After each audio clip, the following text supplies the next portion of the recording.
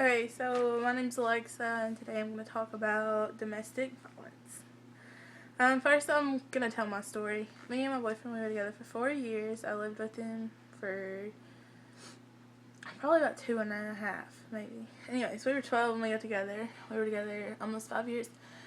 And the first 2 years, it was great. When I was 12, I moved in with him. And I lived with him for a while, but I don't know. It was really cool.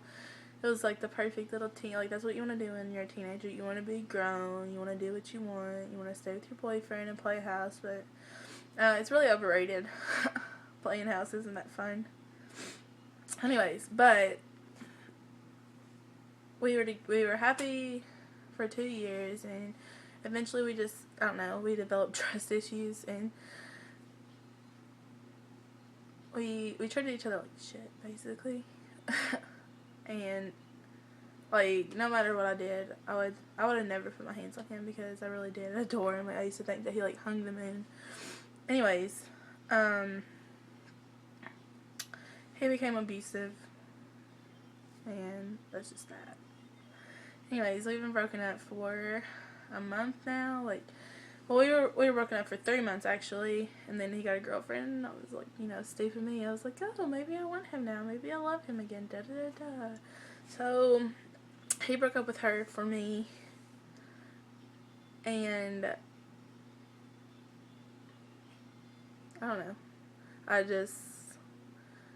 He was afraid that I was gonna leave again, so he went back to her, and he ended up coming back to me again.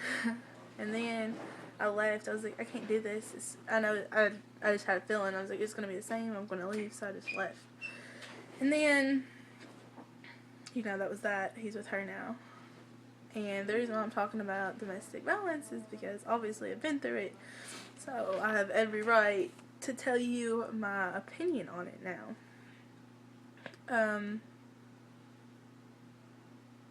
First of all, everybody has this misconception that you can't tell anybody. They're going to kill you. They're going to do this. They're going to do that. And if it is that bad, then obviously you go to the cops. But you could always tell your mom or tell a really close friend that's going to help you out. You shouldn't be scared to leave because, it sucks. Like, you love the person. You keep going back. But eventually you just have to break yourself from it or you're going to end up dead. Because everybody thinks that it's going to get so much better. Like, I don't know how many times I left him, and then he would cry. And they're not crying because they love you. Like, everybody thinks that if they cry, they love you. And that's not love. You don't hit somebody you love, and you don't cheat or control somebody that you love. You just don't do that to somebody that you love. So, everybody's like, well, he loves me, he's crying, da da da, and then they go back, and you can't do that. You can't keep putting yourself in that situation because people don't change. Everybody thinks they can change somebody, it's going to be different this time, and it's just not ever going to be different. Like, people don't change their ways. And now he's back with her or whatever, and I could care less.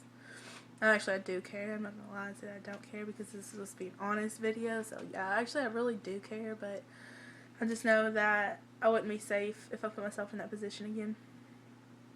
Anyways, I'm talking about me again. You could always block them. Like, I got this I have an iPhone, and so the hardest thing is not talking to him. Like, you always just want to, every time something happens, you want to pick up your phone and call them and tell them what's going on because that's just what you've done for so long. You just told them every little thing about your life. So you always want to call when something bad or something good happens. Like, that's the thing that sucks the most is not being able to, talk to them. You can if you want to put yourself back through that again. Just, don't do it. He's, I don't know. So, what I had to do, though, I blocked him. Because I'm trying, it's hard not talking to him myself, but it's even harder when he's messaging me. So I just try to stay completely distant from him. So that always works. And if he's scary, if you really think that he's gonna come to your house and kill you or something, then you should probably call the cops. Nobody really wants to call the cops, but it's probably for your own good. Anyways. I don't know what to talk about now. There's always, like, when me and him were together, for a whole summer, he let me see my mom twice. He would tell me, like, what to wear and who to talk to, who my friends were. He wouldn't let me talk to my brother. Like, I remember one time, my brother, he hugged me, and when me and Scotty got home, he hit me, and he was like, "You're an incest, da da da." Like, that's not okay. Like, you cannot isolate yourself from the people you love, because the people that love you, like, the people you love, you should keep around, but the people who love you and that you know are always going to be there for you, you should not get rid of those people, because there's going to be a day when you need those people, so don't do that. I've lost so many best friends because of him. Like, I used to be able to call him and tell him everything, and, like, situations like this, when I got upset over him, I could, like, call him, and, I mean, not call him, but call them, and they were there, and then kind of messed everything up, because I was like, God, I'm going to get hit if I talk to these people. You can't let somebody hit you like that. My mom always thought that I really didn't want to come home, but really I was, like, scared that he was just going to, like, hurt me when I got back. Like, I always wanted to go home and stay with my mom, and he was just like, "No, you're not staying with her, you don't love me, da-da-da," but, so I'm kind of going to talk to parents now, because I wish there were so many things, like, that my mom knew. She's my best friend. I love her to death. And there were so many things I wanted to tell her, but I knew that she wasn't going to let me go back. I knew that in the end that I would probably be unhappy. So, anyways, parents, if your child is not talking to you the way that they used to, something's wrong. You have to, see what's going on, because you just never know. Like, your daughter, if she's coming home and she has bruises and she's falling into doors every weekend, like, obviously, there's something going on. Like, that's not, your kid might be clumsy, but they don't have bruises every fucking day from something. And friends, that's another thing. There was so many of my friends who knew what he was doing, and they didn't say anything to anybody. Like, how could you do it to your friend? Like, if you know what's going on and your friend could end up dead, you tell somebody. Like, I don't care how pissed they're going to be, in the end they're going to love you for it. There was this one friend of mine who stuck by me through everything. His name's Jared. He didn't tell anybody, but he was always there, and he'd get so mad at me for leaving. For staying with this guy, and I don't know, he would get mad at me, but I needed somebody who was going to get mad at me. I didn't need somebody who was going to, like, agree with the excuses I was making up about him. And it was so normal for me. Like, I was so used to I started making excuses for him since day one, since he hit me, because my mom was actually abused, and I've seen her, like, make excuses for the guy, like, my whole life. Like, she still does it. And I still make excuses for this guy, too. So I'm not going to really say anything, but you learn that that's just the way things are, and you cope with it, and you shouldn't have to cope with that, because that's not fair. Anyways, but my friend Jared, he stuck with me through everything, and I'm really so thankful for him.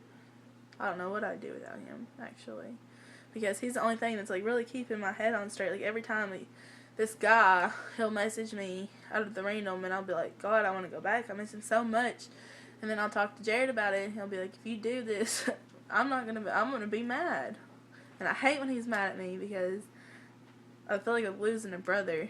So that's a really good thing. Like, if you can find a friend that's gonna get pissed off at you for going back, then you stay with that friend, because when you think about going back, you're gonna be like, God, I really don't want to lose them. Like, you always gonna have something that you know that the choices you make, you gain from them or you lose them. Every choice you make, you gain from it or lose. Like, me leaving, I've gained so much. I've got some of my friends back, and I'm just happier. I don't cry myself to sleep every day. And then if I was to go back, I don't know, that'd probably be really bad. I don't want to end up dead. Like, that's not how I want to die. I don't want to die looking like a victim.